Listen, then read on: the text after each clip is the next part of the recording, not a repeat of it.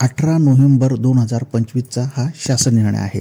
यामध्ये काय म्हटलेलं आहे तर बघा, मुख्यमंत्री माझी लाडकी बहीण या योजनेअंतर्गत पात्र लाभार्थी महिलांची पडताळणी आणि प्रमाणीकरण करण्यासाठी ई-केवायसी माध्यमातून आधार ऑथेंटिकेशन करण्यास मुदत वाढ देण्याबाबत।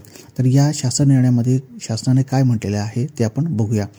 तर बघा, मुख्यमंत्री माझी लाडकी बहीण या योजनेअंतर्गत पात्र लाभार्थी महिलांची पडताळणी आणि प्रमाणीकरण करण्यासाठी ई-केवायसी माध्यमातून आधार ऑथेंटिकेशन करण्याकरता ई-केवायसी प्रक्रिया करण्यास 18/11/2025 पर्यंत मुदत देण्यात आली होती। म्हणजे 18/11/2025 पर्यंत ही जी काही मुदत देण्यात आली होती, तथापि राज्यामधील काही जिल्ह्यांमध्ये ओढावलेली नैसर्गिक आपत्ती तसेच या योजनेच्या पात्र लाभार्थ्यांकडे पती किंवा वडिलांचा मृत्यू झाल्यामुळे त्यांचे आधार क्रमांक OTP प्राप्त होण्यास निर्माण झालेली अडचण या योजनेअंतर्गत अनेक लाभार्थी महिलांनी ई-केवायसी प्रक्रिया पूर्ण केली नसल्याचं निदर्शनास आलेलं आहे।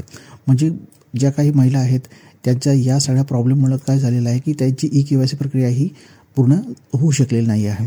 आता त्यासाठी शासनाने काय निर्णय घेतलेला आहे तर बघा, या योजनेअंतर्गत पात्र लाभार्थी महिलांची पडताळणी आणि प्रमाणीकरण करण्यासाठी ई-केवायसी माध्यमातून आधार ऑथेंटिकेशन करण्याकरता दिनांक 31 डिसेंबर 2025 पर्यंत मुदतवाढ देण्यात येत आहे। म्हणजे आता ही मुदतवाढ किती असणार आहे तर बघा, 31 डिसेंबर 2025 पर्यंत ही मुदतवाढ देण्यात आलेली आहे।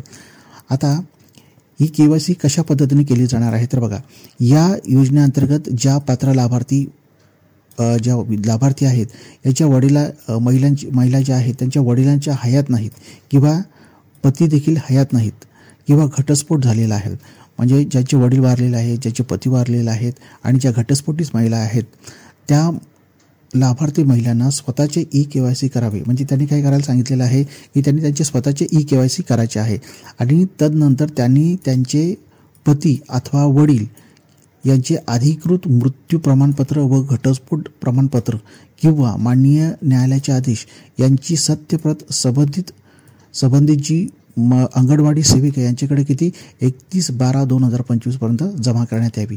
म्हणजे त्यांनी त्यांची केवायसी करायची आहे आणि हे जे काही त्यांच्याकडे जे डॉक्युमेंट्स आहेत की जे प्रमाणपत्र आहेत ते त्यांनी कुणाकडे जमा करायचे आहेत तर बघा, अंगणवाडी सेविका यांच्याकडे त्यांनी काय करायचे आहे ते डॉक्युमेंट जमा करायचे आहेत।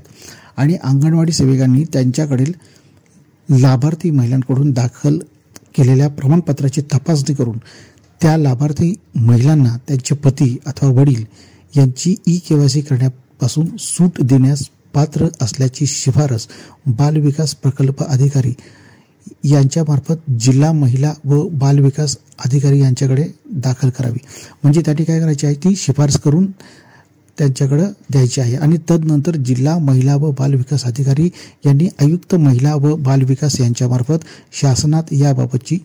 शासनाकडे याबाबतची शिफारस करायची आहे।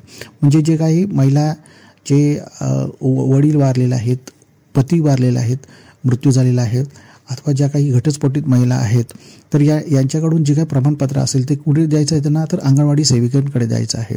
आणि अंगणवाडी सेविका ज्या आहेत बघा, इथे दिलेलं आहे केवायसी, इथे जे काही दिलेलं आहे तर बघा, त्यांची शिफारस कुठे करणार आहे तर बालविकास प्रकल्प अधिकारी यांच्यामार्फत जिल्हा बालविकास अधिकारी यांच्याकडे केली जाणार आहे आणि अशा पद्धतीने ही ई-केवायसी प्रक्रिया ही पूर्ण केली जाणार आहे।